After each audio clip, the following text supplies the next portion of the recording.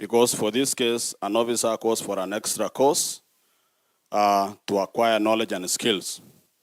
But of late, those allowances are not there. So, for example, you find a mechanic, you instruct him or her to repair your vehicle. But at the end of the day or at the end of the month, he or she gets nothing. Item number 2. Police stations, maintenance of police stations. We have all the new police stations within our country or our county. In the allocations are given to station commanders, maintenance and repairs are not factored in. Whereby, for example, in an OCS office, you will be receiving visitors day in, day out, coming with their various problems. But the seats or the tables there are depleted. So if it can be factored in that the OCS AIE, that maintenance allowance or maintenance allocation is important. Item number 3, recruitment policy. Sir, I know in due time we are having recruitment. In that category, maybe you have all levels, graduates or degree holders. I would request, sir, that the officers who are in the service to be given a first considerations on those matters of professionals. Because here, training a civilian to be a police officer is so costly. And here within the service, there is a police officer who has endeavored to use his or her money to train himself to acquire knowledge, but he does not get that opportunity. So I'm requesting that if those officers are serving, because they have incurred a lot financially to acquire that knowledge, to be considered.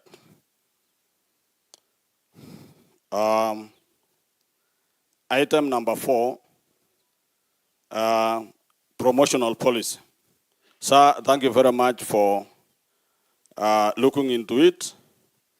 That you have said of ranks between constable to inspectors.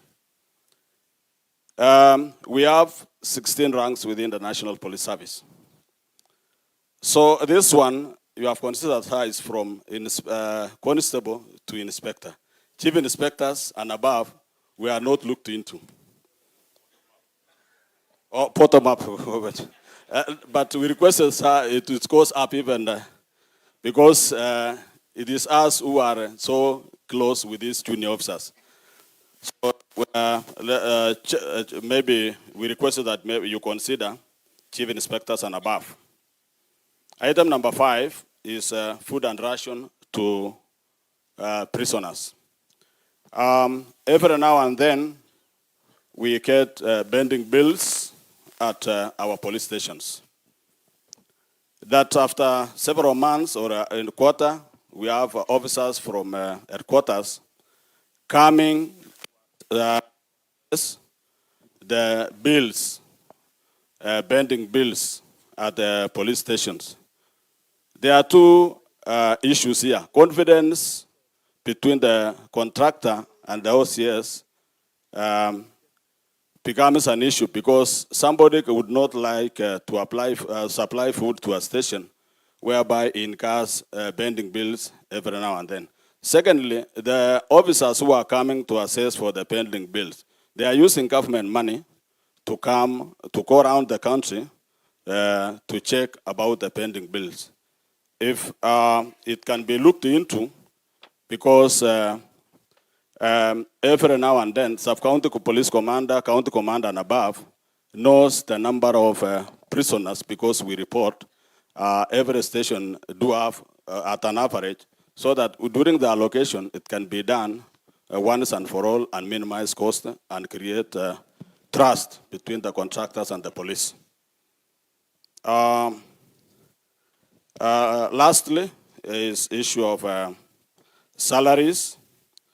There is an item here, tunaita mnyama, maximum, that maybe if you are a corporal, you have what we call maximum, whereby if you will not rise to that rank, you will be earning that amount for the number of years, maybe until you retire, if you will not go up. So maybe if it can be looked like our teaching fraternity, whereby you have a teacher, senior teacher, which comes with some allowances.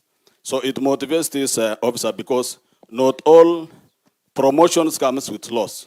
Not all inspectors will be given inspectors. So, and also there are some maybe who might not climb up because of their personal issues, private issues, or medical matters. But this officer is hardworking, disciplined. Let him or her be looked into. Lastly, recommendation for the trust, which our colleagues have talked in Ngao. We used to have a police open day in the past years.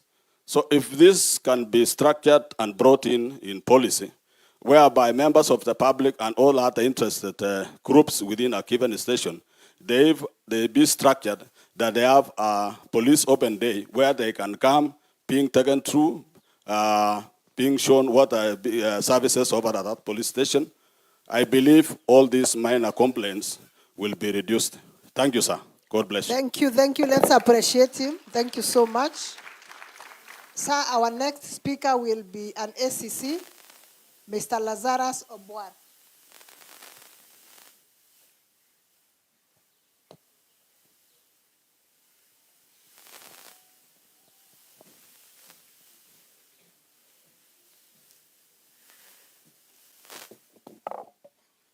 Thank you, Madam Marcy. To our chief guest, CS Interior, our PS, DIG, Deputy Governor, the political class, and all other senior government officials, ladies and gentlemen, good afternoon. Good afternoon once again. Yeah, my name is Lazarus Obwar, Assistant County Commissioner, Nyahera Division in Kisumu West Sub-County. And I'm here to represent and to present the views and concerns of my colleagues, the ACCs. So number one, sir, we wish to first of all thank you so much and sincerely for the recent promotions that most of us got. Some of our colleagues were promoted to the position of Deputy County Commissioners. Some of us were promoted to senior ACCs, and therefore we are so much grateful, sir. However, sir, we realized that as we were promoted, there was a vacuum left somewhere for the ACC2. And therefore we'll have that we have ACC3, then we jump to senior ACCs. So our colleagues in that cadre are requesting, sir, that if they be considered for promotion to fill the position of ACC2s.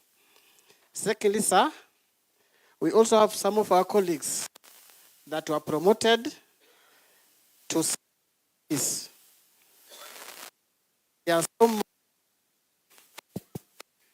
They have also requested, some of them entered the service some years as in other categories before they became ACCs, and they have been requesting that if they can be reconsidered for further promotion to DCCs.